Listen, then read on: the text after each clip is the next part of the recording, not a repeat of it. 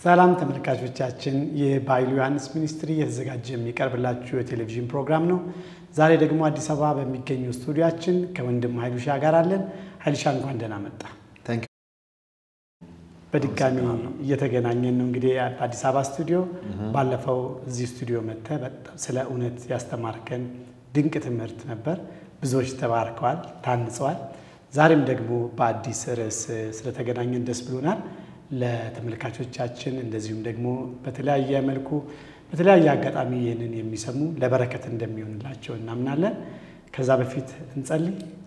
ኦኬ፣ ደስ ይለኛል። አሁን አንተንም ትጸልይልን። ባለፈው ነው የጸለይኩት። እንዴት ነው? እሺ፣ እኔ ልጸልይ። እሺ። እግዚአብሔር አባት ሆይ እጅግ አድርገን እናመሰግናለን። ዛሬ ስለመገናኘታችን ደግሞ በተገናኘን ቁጥር እውነትን እንድንናገር እውነት የሚገዛ ሐሳብ ነው። እውነትን መናገር እውነትን እግዚአብሔር አምላክ ሆይ ለትውልድ እናሳውቅ ዘንድ እድልን ስለሰጠን ጸጋን ስለሰጠን እናመሰግናለን። አሁንም በመነጋገረው ነገር ሁሉ አንተ ጣልቃ ገብተህ ለሰዎች እውነተኛ መገለጥን እንድትሰጥ መንፈስ ቅዱስ እንጠይቃለን። እኛም መናገር የሚገባንን ብቻ እንድንናገር ጸጋ ይብዛልን። በጌታ በኢየሱስ ስም አሜን። አሜን። ፕሬዝ ዘ ሎርድ። ኃይሉሻ ዛሬ ባለን ሰዓት አጠር አድርገን እንድንነጋገር የፈለኩት ርዕስ አለ። እሱም ደግሞ ለብዙዎች ክሊር እንዲሆን ግልጽ እንዲሆን መጽሐፍ ቅዱስ ስለ ኃጢአት ምንድን ነው የሚያወራው? ኃጢአት ምንድን ነው ከሚለው እንጀምርና ብዙ ትምህርቶችን ወደ ኋላ ገብተን ስንመለከት ብዙ መሰረቶች ስላሉ ግን ስለ ኃጢአት የተዛባ ዕውቀት አለ። ስለዚህ መጽሐፍ ቅዱስ ወይም ደግሞ እግዚአብሔር ስለ ኃጢአት ምንድን ነው የሚለው ኃጢአትን ዲፋይን አድርግና ከዛ መስመሩን ይዘን እንቀጥላለን። ኦኬ፣ ኃጢአት ምንድን ነው ለሚለው ነገር በቀላሉ አስቀምጠው በአንድ ቃል አስቀምጠው ብትለኝ የጽድቅ ተቃራኒ ነው ኃጢአት ማለት። መጽሐፍ ቅዱስ ኃጢአትን ፐርሰኒፋይ አድርጎ ነው የሚነግረን። ለምሳሌ በመስቀል ላይ ሊገደል የሚችል እንደ ፐርሰን አድርጎ ነው ፐርሰኒፋይ አድርጎ ነው የሚነግረን። ጥልን በመስቀል ገሎ ብሎ ሲናገር ኃጢአትን ልክ እንደ ፐርሰን እንደ ቢይንግ አድርጎ ነው የሚነግረን። ኃጢአት ምንድን ነው ቢባል ኃጢአት መተላለፍ ነው ተብሎ በአጭሩ መናገር ይቻላል። ግን ከዛ ያለፈ ኮንሰፕት ነው ያለው ኃጢአትን በተመለከተ። ግን አጠያየቅህ ላይ ቆሜ አንድ ነገር ልናገር። መጽሐፍ ቅዱስ ስለ ኃጢአት አይናገርም ሲጀመር። መጽሐፍ ቅዱስ ስለ ጽድቅ ነው የሚናገረው። ምንድነው የምትለው? ስለ ኃጢአት መጽሐፍ ቅዱስ ብዙ ቦታ ተጽፏል እኮ። ሮሜ ምዕራፍ 5 ብዙ ቦታ ኃጢአት እንዴት በአንድ ሰው አለመታዘዝ ወደ ዓለም እንደገባ ስለ ኃጢአት ብዙ ተጽፏልና እንዴት ነው መጽሐፍ ቅዱስ ስለ ኃጢአት አይናገርም የምትለው ብትለኝ፣ እኔ አልተጻፈም ሳይሆን ሐሳቤ መጽሐፍ ቅዱስ የሚናገረውን ያልኩት። ኦኬ፣ ኃጢአት የተጻፈው ጽድቅን ከመግለጥ አንጻር ነው ስለ ኃጢአት የተጻፈው እንጂ ስለ ኃጢአት ታላቅነት፣ ስለ ኃጢአት ትልቅነት፣ ስለ ኃጢአት ገዳይነት ኃጢአት የሚባለው ምንድነው ለማለት ለማስተማር ተብሎ ዶክትሪን ወጥቶለት መጽሐፍ ቅዱስ ስለ ኃጢአት አያስተምርም። የሚያስተምረው ስለምንድነው? ስለ ጽድቅ ነው የሚያስተምረው። መጽሐፍ ቅዱስ ስለ ጨለማ አይናገርም አላልኩም። ነገር ግን ዋናው ሐሳቡ ግን ስለ ጨለማ ሳይሆን ስለምንድነው? ስለ ብርሃን ነው። ኦኬ፣ ስለ ውድቀት ሳይሆን መጽሐፍ ቅዱስ ስለ መነሳት ነው የሚያወራው። ስለ ሰይጣን መጽሐፍ ቅዱስ አይናገርም። ስለ ሰይጣን ግን ተጽፏል። ሰይጣን ሲቀበጣጥርም ተይዟል፣ ተጽፏል። ይጻፍ እንጂ መጽሐፍ ቅዱስ ከሰይጣን አንጻር ግን አልተጻፈም። የሰይጣንን ምንነት፣ ሰይጣንን ኔቸር፣ የሰይጣንን አሰራር አደራረግ ዲቴይሊንግ ለማስተማር መጽሐፍ ቅዱስ ይጥር አታይም። በደፈናው እግረ መንገድ ስለ ሰይጣን ከተጻፉት ክፍሎች ውጪ the doctrine of the devil ተብሎ የተቀመጠ ዶክትሪን ወይም ደግሞ ክፍል ተሰጥቶት ስለ ሰይጣን መጽሐፍ ቅዱስ አይናገርም። ለምን? ኢቭን ስለ መላእክት እንኳን አይናገርም። ስለ መላእክትም ተጽፏል። የተጻፈው እግረ መንገድ ከተጠቀሰው ውጪ መጽሐፍ ቅዱስ ከመላእክት አንጻር አልተጻፈም። ስለ መላእክትም አይናገርም። ስለ ሰው ነው የሚናገረው መጽሐፍ ቅዱስ። የመጽሐፍ ቅዱስ ሴንተር ኢቭን እግዚአብሔር አይደለም። የመጽሐፍ ቅዱስ አንኳሩ ሴንተር አንኳሩ ነገር ምንድነው? ሰው ነው። የተጻፈው ራሱ ከሰው አንጻር ነው እንጂ ከእግዚአብሔር አንጻር አይደለም። የጠፋው እኮ እግዚአብሔር ሳይሆን ሰው ነው። የጠፋውን ሰው ከመመለስ አንጻር የተጻፈ ሰከንድ ቻንስ ነው። ወጉ ስለ ብርሃን ነው የሚናገረው፣ ስለ ጨለማ አይናገርም። መጽሐፍ ቅዱስ ስለ ጽድቅ እንጂ ስለ ኃጢአት አይደለም የሚናገረው ስለዚህ አንድ ሰው ተነስቶ ስብከት ለመስበክ ቢነሳ የስብከቴ ርዕስ ዛሬ ስለ ኃጢአት ነው ማለት አይችልም እንደዚህ አይነት ስብከት የለም በስብከት ህግ ባይዘው ከኔጌቲቭ ተነስተ ርዕስ አሰጥም ስለ ኃጢአት እንኳን ለማስጠንቀቅና ለመገሰጽ ለመምከር የሰዎችን አካሄድ ለመገሰጽ ፈልገ ርዕስ ትምህርት ብታዘጋጅ መጽሐፍ ቅዱሳዊ ነው ባይዘው ነገር ግን ኃጢአት ብለ ርዕስ አሰጥም ወይም ደግሞ ዝሙት እርኩሰት ብለ አሰጥም ዛሬ ማስተምራው ስለ እርኩሰት ነው ዓላማ እንግዲህ ከእርኩሰት ተጠንቀቁ ለማለት ነው እንደዚህ አይነት ርዕስ አይሰጥም ርዕሱ የሚሰጠው መልካም ርዕስ ነው መልካሙን ነገር በመናገር ጀመረ ሰዎች በመልካም አካሄድ ባሄዱ የሚደርስባቸውን እግረ መንገድ ከመናገር ውጪ የትምህርትህ ዋናው አንኳር ኃጢአት ከሆነ ጨለማ ከሆነ ውድቀት ከሆነ ስለ ሰይጣን ከሆነ ከመጽሐፍ ቅዱስ ሐሳብ ጋር አልተገናኘም ስለዚህ አንተ ኮሬክት ለማድረግ ሳይሆን መጽሐፍ ቅዱስ በሚጮህበት ቦታ ላይ እንጮሃለን በማይጮህበት ቦታ ላይ እንጮህም ስለዚህ እኔም ኮሬክት ብደረግም ትክክል ኢትስ ኦኬ ትደረግ ምንም አይደለም ሐሳብን አግኝቻለሁ እግረ መንገድ ልናገር ስለፈለኩ እንጂ በትክክል የሚጮህበትና የማይጮህበት አለ እስቲ እንግዲህ ኦኬ ወደ አንተ ልመልሰው ኖ ወደ አንተ ነው የምመልሰው እሺ ስለዚህ ከጽድቅ ተነስተን ኃጢአትን እንመልከት በጣም አሪፍ ስለዚህ መጽሐፍ ቅዱስ ስለ ኃጢአት ጥሩ ነው ሲኩዌንሱን ነው እንጂ እኮ አንተን ያልከው ስለ ኃጢአት ማስተማር አለብን ግን ከጽድቅ ጀምረን ነው እናስተምረው ነው እንጂ ከኃጢአት አይጀምርም እንደዚህ ስለዚህ የሚጀምረው ከጽድቅ ነው yes ጽድቅንና ወደ ኃጢአት እንመልከት ምክንያቱም በጣም ለሰው ማስተማሪ ነው ነገም ደግሞ እኛም ለምናስተምረው እንደዚሁም ደግሞ በቤተክርስቲያን ውስጥ ሁሉ ጊዜ እንደነዚህ አይነት አንድ ነገሮችን ፒክ አድርገን እግዚአብሔር ሐሳብ ያልሆነውን እግዚአብሔር ቅድም እንደተናገርከው ያልጮህበትን ቦታ ላይ እኛ ከጮህን ከእግዚአብሔር ሐሳብ ጋር እየተላለፍን ነው ማለት ነው ስለመጮህ ካነሳ አብዲ thank you የሚቀጥሉትን ሰዓቶቻችንን በአግባቡ እንጠቀማለን ይሄም ፓርት ኦፍ ኢት የዛሬ ንግግራችን አንዱ አካል ተደርጎ ይወሰድ መጽሐፍ ቅዱስ በማይጮህበት ቦታ አንጮህ ማለት አንናገር አላልኩም በለሆሳስ መነገር የሚገባው ነገር እኛም ዝግ ብለን ነው የምንናገረው መጮህ ባለበት ስፍራ መጽሐፍ ቅዱስ ጮህ የሚል ቃል አለ ይላል ጮህ ኢየሱስም ጮኸ ተብሎ ተጽፏል ጮህም ተብሏል የምንጮህ ጮህት አለ ያ ምንጮህ ጮህት የመጽሐፍ ቅዱስ ጮህት ነው ያ በስፒከርና በማይክሮፎን ሊጮህ የሚገባው መንፈሳዊ ጮህት ሰውን በተመለከተ ነው የሚጮህባቸው ቦታዎች ለምሳሌ ስለ ጽድቅ እንጮሃለን ስለ ኃጢአት ስናስተምር የተነገረውን ያህል ከመናገር ውጪ የኃጢአት ዕዳ ስለተከፈለ ብዙ ስለ ኃጢአት የምታወራበት ምንም ምክንያት የለም ብዙ የምታወራው ስለ ጽድቅ ስለተከፈለው ሙሉ ክፍያ ነው ለሰዎች የምትናገረው እንጂ የኃጢአትን ገዳይነት የኃጢአትን አጥፊነት የኃጢአትን በቃ ክፋት እዛ ለጊዜ ማጥፋት የለብም ለምን የዚህ የኃጢአት ዕዳ ተከፍሏል ኢሹ ተዘግቷል አጀንዳ ተዘግቷል ፋይሉ ተከርኗል ዕዳው ተከፍሏል የቀረ ምንም ነገር የለም እርሱ የኃጢአትን ዕዳ በሙሉ ከፍሏል እርሱ ኃጢአትን ሊያስወግድ እንደተገለጠ እናውቃለን ተብሎ ተጽፏል ስለ ሰዎች ጋር አሁን ሰው ጋር ሄደን ካወራን ሰዎች የተከፈለውን ክፍያ አውቀው በጽድቅ ኳሊፋይ እንዲሆኑ ስለ ጽድቅ ነው የምናወራው ማለት ነው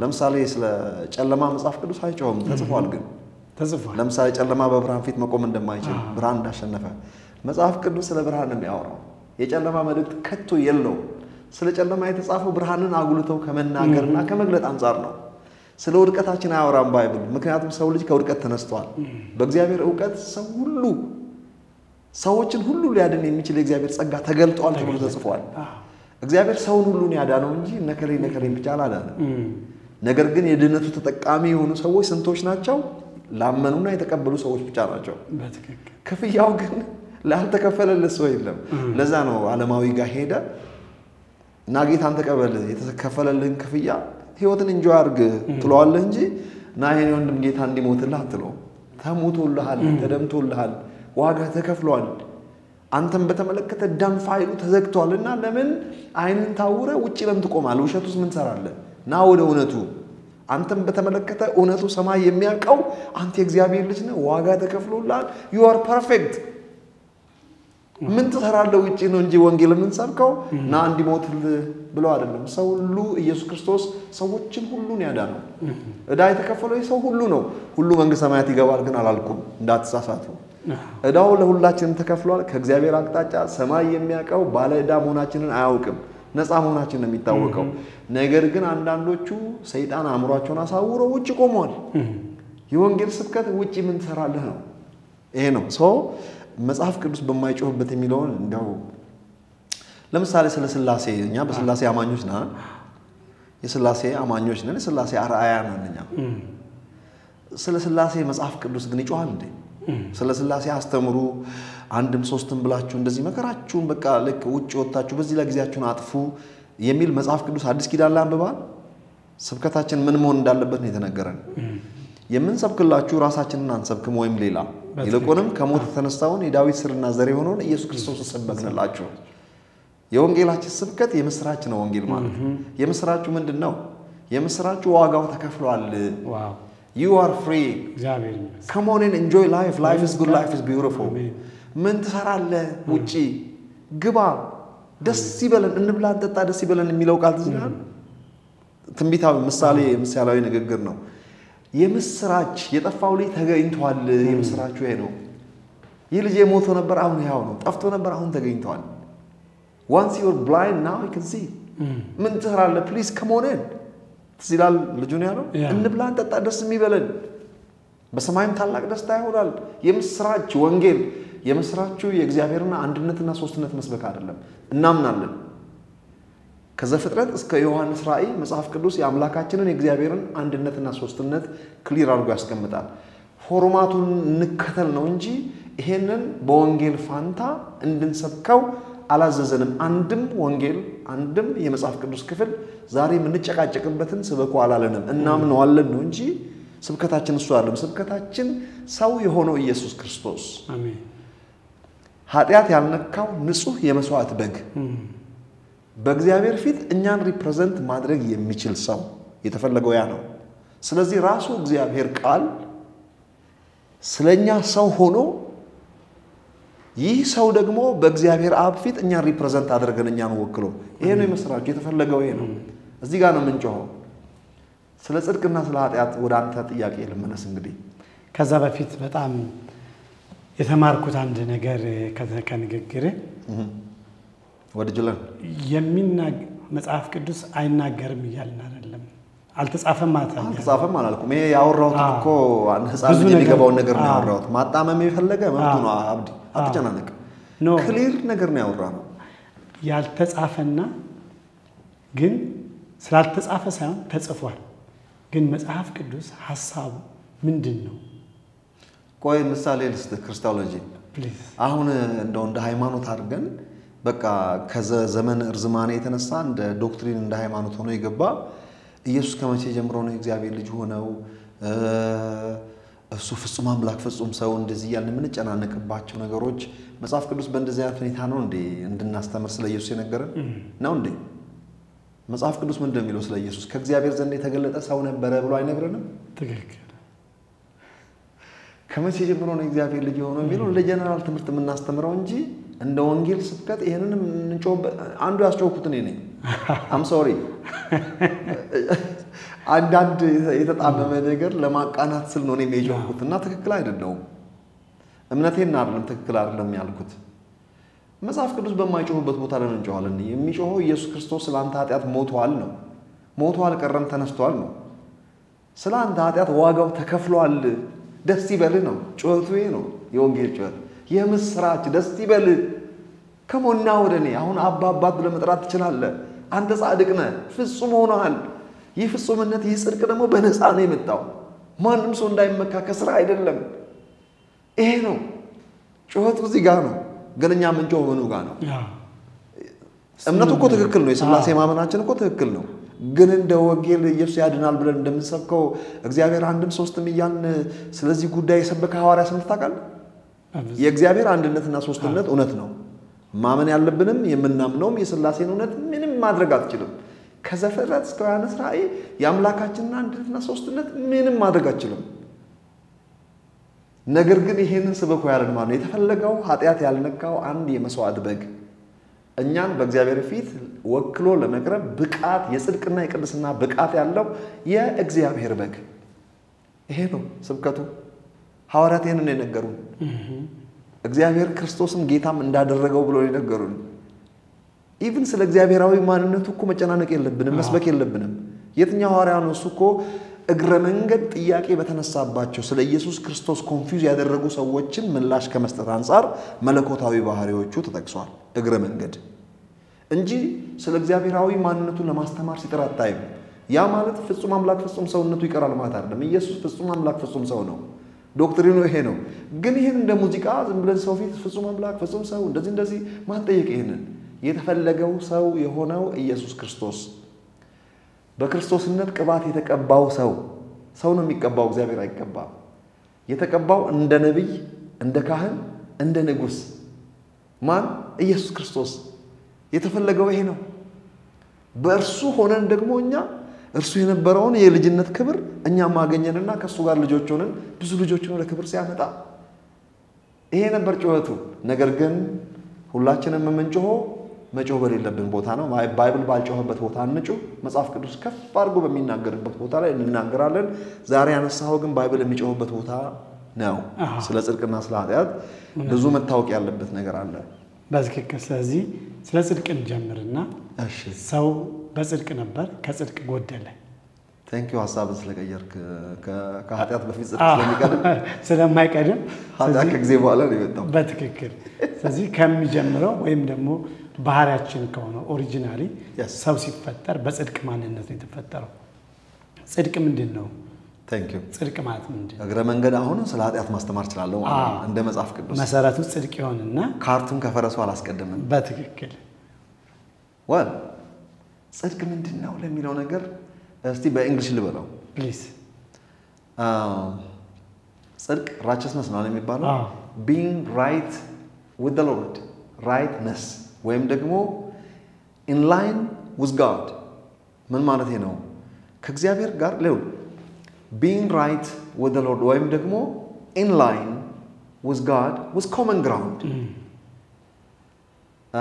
ኃጢአትን missing the mark ነው ይላሉ ሰዎች የፈረንጆች አባባል ባይዘው ጥሩ ነው missing the mark ማለት to miss the mark ምልክት የተሰጠህን ያንን ማርክ ከሳትክ የት እንደምትሄድ አታውቅም ኮምፓስን ከሳትክ ማለት ነው አዳም ታውቃለህ አዳምና ሔዋን ዘፍጥረት ምዕራፍ 3 ላይ ነው ኮምፓሳቸው የጠፋባቸው the missed the mark ይሄንን እንደዚህ ያስቀምጥልህ እንግዲህ ከኃጢአት በፊት ጽድቅ ነው የመጣው አይደል መጀመሪያ ጽድቅ ማውራት አለብኝ ማለት ነው ጽድቅ ባይዘው በባህሪ የተላለፈብን በመወለድ ወይም በመፈጠር ያገኘነው ማንነታችን እንጂ ከጊዜ በኋላ ከፈጠረን በኋላ መጥቶ ጻድቅ አላረገንም ሰው ሲፈጠር ጻድቅ ሆኖ የተፈጠረው ጻድቅ ማለት ከእግዚአብሔር ባህሪ ጋር የሚስማማ ማንነት ማለት ነው ጽድቅ የእግዚአብሔር ባህሪ ነው ሰው ከእግዚአብሔር ስለተገኘ የእግዚአብሔር ባህሪ ተካፋይ ነው ሰው ሲጀመር የእግዚአብሔር ባህሪ ተካፋይ የሆነው አዲስ ኪዳን ላይ አይደለም ዘፍጥረት ምዕራፍ 1 ላይ የመጀመሪያው ልደታችን ላይ ነው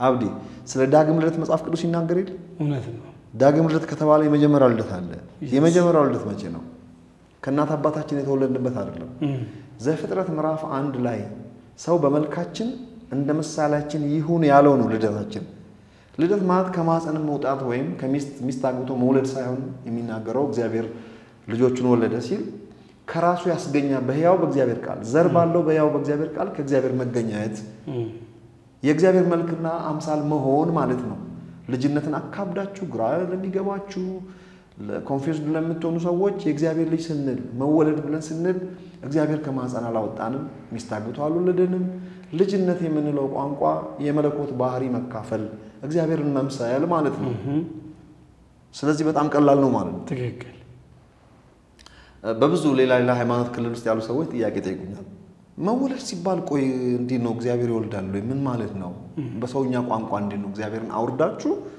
ወለደኝ አባቴ ነው ምትሉ ሰው መሰላችሁ የሚል አንዳንድ ፍሬንዶቼ ማለት ነው ይወዱኛል ሌላ ሃይማኖት ክልል ውስጥ ያሉ ሰዎች በቅንነት ነው የሚጠይቁኝ እንዴት ነው ሲሉኝ እነሱ በሚሉት አቅጣጫ ኦፍ ኮርስ እውነት ነው እግዚአብሔር የሚስተግቷል ለልን ከማህፀን አላወጣንም እግዚአብሔር መንፈስ ነው ልጅነት ብለን ስናወራ በሕያው በእግዚአብሔር ቃል ከእግዚአብሔር መገኘታችንን የእግዚአብሔር መልክና አምሳል መሆናችን ነው እግዚአብሔር ልጅ ያስባለን። ይሄንን ነው ልጅነት ቋንቋው ነው ባይዘው ወይ ኦኬ። ስለዚህ የመጀመሪያ ሰው መሆንን ባገኘንበት ሰው ለመጀመሪያ ጊዜ ሰውነትን ያገኘበት በመልኩና በአምሳሉ ሰው የተወለደበት የተገኘበትን ያን የተፈጠረበትን ፍጥረት ነው መወለድ ብሎ የሚጠራው። ስለዚህ የተወለደው ሰው አቶ ከላይ በዚህ ተወልዶ እንደዚህ ሞተ እንደሚባለው ዘፍጥረት ምዕራፍ 1 ላይ ተወልደን ምዕራፍ 3 ላይ ሞትን። ምንም ግርግር የለም። ሞትን ሲባል በስጋ ድብን ብለን ሳይሆን የሞት ነው መንፈሳዊ ሞትን ከእግዚአብሔር ተለየን ማለት ነው። አሁን ኃጢአት የሚባለው እዚህ ጋር ነው የመጣው።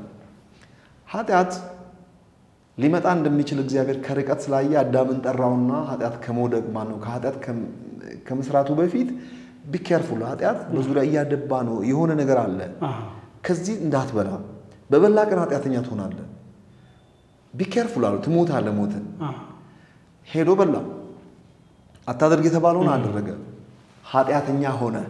አሁን ይሄ መብራራት አለበት እዚህ ጋር ኃጢአተኛ ፍሬ በልቶ ኃጢአተኛ ሆነ የሚለው ቋንቋ አንዳንዴ በሰው ቋንቋ የሚገባ ቋንቋ አይደለም። የሆነ አፕል ስለበላ አይደለም ኃጢአተኛ የሆነው ኃጢአት ከውስጥ ወደ ውጪ ነው የሞተው ባይዘው አፕሉ የበላት አፕል መገለጫ ነች ማኒፌስቴሽን ነች ዲሲሽን ከውስጥ ወደ ውጭ እንጂ የሞተው ከውጭ ወደ ውስጥ አልሞተም ሰው ኢንሳይድ አውት ነው የሞተው ኦልራይት። ስለዚህ ጽድቅ ምንድነው ከተባለ ጽድቅ ማለት የእግዚአብሔር እውነት ማለት ነው። እውነት ማለት ነው ጽድቅ ማለት እውነት ስለ ሰው ምን ትላለች? እውነት የሰው ልጅ የእግዚአብሔር ልጅ ነው ትላለች። ሰው የእግዚአብሔር መልክና አምሳል ነው። ሰው የእግዚአብሔር አይነት ነው። እግዚአብሔር አይደለም ሰው የእግዚአብሔር አይነት ነው። በመልኩና በአምሳሉ የተፈጠረ ነው ሰው።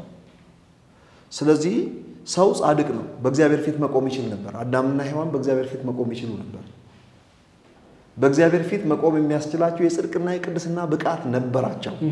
የእግዚአብሔር ልጆች ማለት በእግዚአብሔር ፊት መቆም የሚችል እግዚአብሔርን አባት ብሎ መጥራት የሚችል ያለ መሸማቀቅ with no sense of inferiority በእግዚአብሔር ፊት with common ground መቆም የሚችል ሰው የእግዚአብሔር ልጅ ይባላል።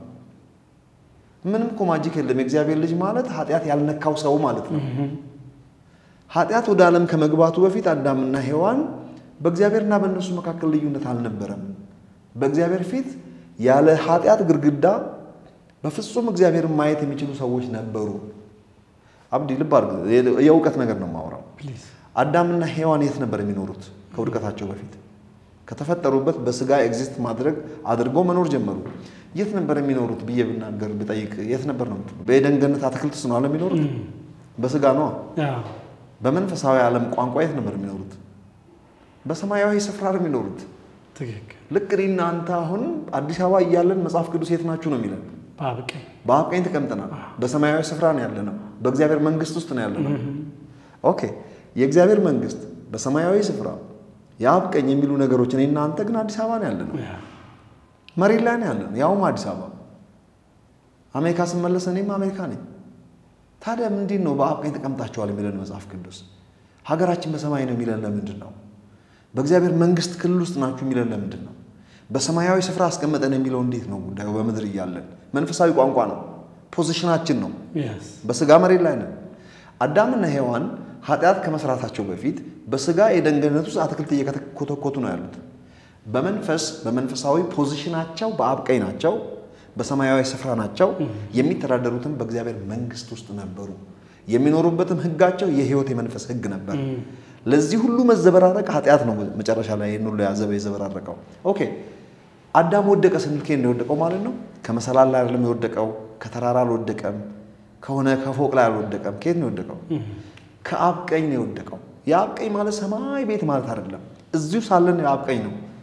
የአብ ቀኝ የሚለው ቋንቋ ሰማያዊ ስፍራ የሚለው ቋንቋ ስለ ስልጣናችንና ስለ ፖዚሽናችን አንድ የእግዚአብሔር ልጅ በእግዚአብሔር ፊት ሊኖረው የሚገባውን ፖዚሽን ነው የሚያወራው። ስለዚህ አዳም ከየት ወደቀ? ከአብ ቀኝ ነው የወደቀው።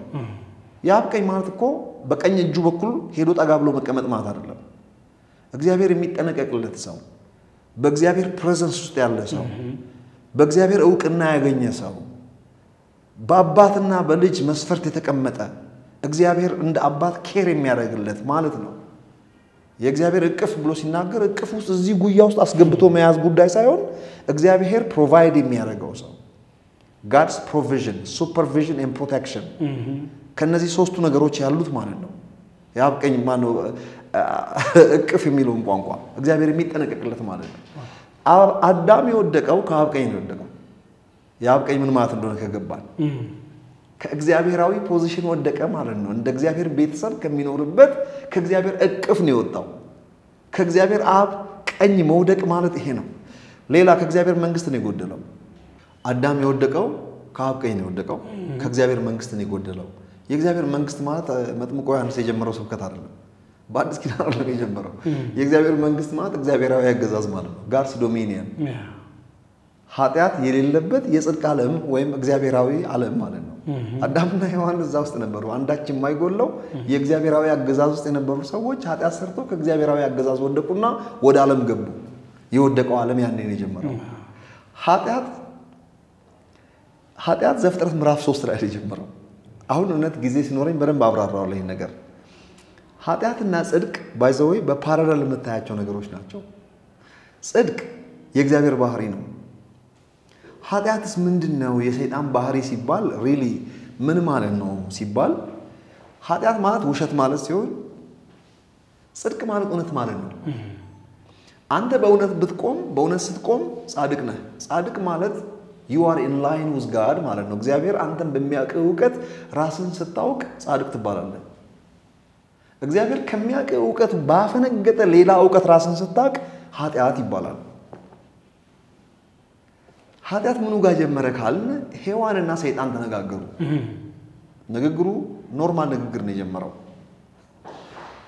ሰይጣን የጠየቀው ሲምፕል ጥያቄ ጠየቀው ከዚህ እንዳትበሉ ብሏል ወይ ማለት ሲምፕል ጥያቄ ጠየቀ ዲቴል አወራችለት ዲቴል ማውራት አልነበረባትም መጠየቅ መብቱ ነው ሰይጣን የተጠየቀችውን ብቻ አውርታ ዝም ማለት ልክ እንደ ኢየሱስ ክርስቶስ ሰይጣን ጠየቀ ለጠየቀው ጥያቄ ጭንቅላቱን የሚመታ ሶስት የጠየቀ ሶስት የመለሰለት ሰይጣን ትቶት ሄደ ሔዋንም የተጠየቀችውን ባጭሩ መመለስ ትችል ነበር ወይም ኢግኖር ማድረግ ትችል ነበር ነገር ግን ዲቴል ልቧን ከፍታ ሁሉ አሳየችው የእግዚአብሔር ሚስጥር ገልጣ አሳየች እዛ ጋር የእግዚአብሔር ሚስጥር ለሰይጣን ማሳየት ጥሩ አይደለም ሰይጣን አያውቅም ካልከፈትንለትና ካልነገርነው በስተቀር ሰይጣን የሰውን ልብ ማንበብ አይችልም ስለዚህ የእግዚአብሔርን አጀንዳ አስነበበችው ከላይ እስከታች እንዳትበሉ ብሎናል ከበላችሁ ትሞታላችሁ ብሎናል የሚለውን ያልተጠየቀችውን ስትዘባርቅ እሷ በነገረችው ላይ ያችን ክሎ አግኝቶ ሰይጣን አይ መሞትንማ አትሞትም ብሎ የመጀመሪያ እርሾ በታሪክ በሂውመን ሂስትሪ የኃጢአት እርሾ የተዘራው ሰይጣን ወደ ሰው ዓለም የዘራት ለሔዋን የነገራት የውሸት ዕውቀት ይባላል የእግዚአብሔር እዛ ጋር እውነት ምንድነው የሚለው ሰው ሲጀመር የእግዚአብሔር መልክና አምሳል ነው እንደገና ከዚህ ከበላችሁ ትሞታላችሁ ይህ የእግዚአብሔር ዕውቀት ነው ሰይጣን ለሔዋን አዲስ ዕውቀት ነው የነገራት ከሌላ ሶርስ የሆነ እንግዳ ዕውቀት ነው የመጣው የገባው ወደ ሰው ዓለም የገባ ሌላ ዕውቀት ገብቷል ያ ዕውቀት የምን ዕውቀት ይባላል የውሸት ዕውቀት ይባላል እውነቱ ምንድነው ሰው የእግዚአብሔር መልክና አምሳል ነው ኦሬዲ ሰይጣን ምን እንዴት ነው የነገራት አይ እንደሱ እንደምትሆኑ ስለሚያውቅ ትንሽ ጠመም ያለ ስላይትሊ ላይክ ሚስሊድ የሚያደርግ ነገር ድሪፍት የሚያደርግ ነገር ሙሉ በሙሉ ላይክ ዲዘርን የምታደርገው አይደለም አይ እንደሱ እንደምትሆኑ እኮ ስለሚያውቅ ነው ኦሬዲ እኮ እንደሱ ናቸው እንደ እግዚአብሔር ነበሩ አላስተዋሉም የሆነ ነገር የቀረባቸው እንደሆነ አሳመናቸው ሰይጣን ያን የቀረባቸውን ነገር ለማሟላት ሲሉ ሰይጣን የሰጣቸውን የውሸት ኢንፎርሜሽን ወስደው የራሳቸው አደረጉ የሰይጣንን ውሸት የሰይጣንን ዕውቀት የሰይጣን የነገራቸው ዕውቀት የውሸት ዕውቀት ነው በምን አወቁ ጌታ ኢየሱስ ክርስቶስ ሰይጣን ውሸትን ሲናገር ከራሱ አውጥቶ ይናገራል የውሸታምና የውሸት አባት ተብሏል ይሄንን በሚቀጥለው ቪዲዮ በሚቀጥለው ሳምንት ባብራራው ደስ ይለኛል አብዲ በሚቀጥለው ሳምንት ይህ ኃጢአት ከሆነ በኋላ እንዴት ወደ መዳን መጣ የሚለውን ጻፍ አድርገን እንመለከታለን እስካሁን ከኛ ጋር ስለነበራችሁ እጅግ አድርገን እናመሰግናለን በሚቀጥለው ቪዲዮ እንገናኛለን መልካም ሳምንት